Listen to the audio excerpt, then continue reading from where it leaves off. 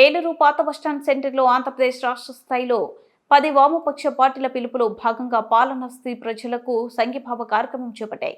ఈ కార్యక్రమంలో సిపిఐ ఏలూరు జిల్లా కార్యదర్శి మన్నవ కృష్ణ చైతన్య, సిపిఎం ఏలూరు జిల్లా కార్యదర్శి ఏ రవి, సిపిఐ ఎమ్మెల్యే డెమోక్రసీ కార్యదర్శి బద్ద వెంకట్రావు మాట్లాడుతూ పాలస్తీనా ప్రజలపై ఇజ్రాయెల్ దేశం వైమానిక దాడులు ఏడాది కాలంగా చేస్తుందన్నారు. ఇప్పటి వరకు ఈ దాడిలో 85,000 మంది ప్రజలు మరణించి ఉండొచ్చన్నారు. ఈ దాడులు హాస్పిటల్పై, స్కూల్ పిల్లలపై, కాలేజీలపై, ఎక్కువ మంది ప్రజలు నివసిస్తున్న ప్రాంతాల్లో దాడులకు తెగబడటం దుర్మార్గమని ఆందోళన వ్యక్తం చేశారు. ఈ దాడుల వెనుక అమెరికన్ సామ్రాజ్యవాదులు కనుసన్నలలో జరుగుతున్నాయని అన్నారు.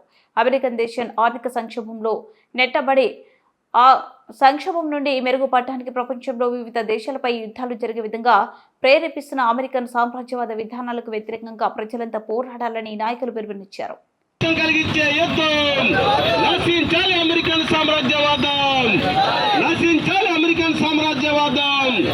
అమలు చేయాలి ఐక్యరాజ్య సమితి తీర్మానాలను.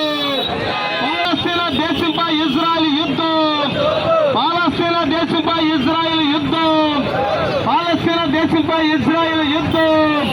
నశించాలి అమెరికన్ సామ్రాజ్యవాదం, నశించే యుద్ధం, ప్రజలకు నష్టం కలిగించే యుద్ధం, ప్రజలకు నష్టం కలిగించే యుద్ధం, ప్రజలకు నష్టం కలిగించే యుద్ధం.